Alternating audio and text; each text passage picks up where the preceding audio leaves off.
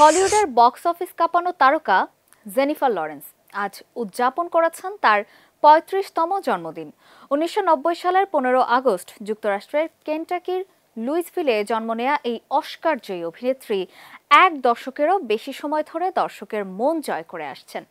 মাত্র ১৪ বছর বয়সে অভিনয় শুরু, এরপর একের পর এক বাজিমাত।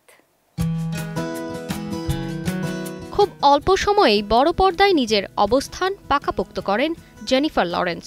অভিনয় জীবনের মোড় ঘুরে যায় ২০১০ সালে মুক্তিপ্রাপ্ত উইন্টার্স বোন সিনেমার মাধ্যমে, যা তাকে অস্কারের জন্য মনোনয়ন এনে দেয়।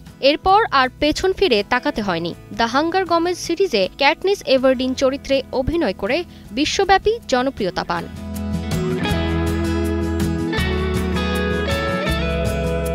২০১২ সালে সিলভার লাইনিংস প্লেবুক ছবিতে অভিনয়ের জন্য মাত্র ২২ বছর বয়সেই নিজের নাম লেখান অস্কারে, জিতে নেন সেরা অভিনেত্রীর খেতাব। শুধু তাই নয়, তিনি ছিলেন এক যুগের মধ্যে সবচেয়ে কম বয়সে অস্কার প্রাপ্তদের একজন, যা হলিউড ইতিহাসে বিরল অর্জন।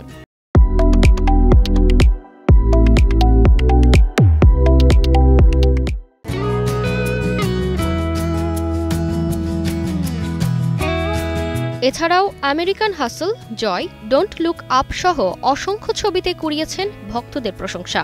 পর্দায় যেমন বহুমুখী প্রতিভা, পর্দার বাইরেও সহজলভ্য স্পষ্টবাদী ব্যক্তিত্বের জন্য পরিচিত এই অভিনেত্রী একাডেমি পুরস্কার, বাফটা পুরস্কার, গোল্ডেন গ্লোব সহ ক্যারিয়ারে জিতেছেন অসংখ্য পুরস্কার, খ্যাতি আর সুনাম।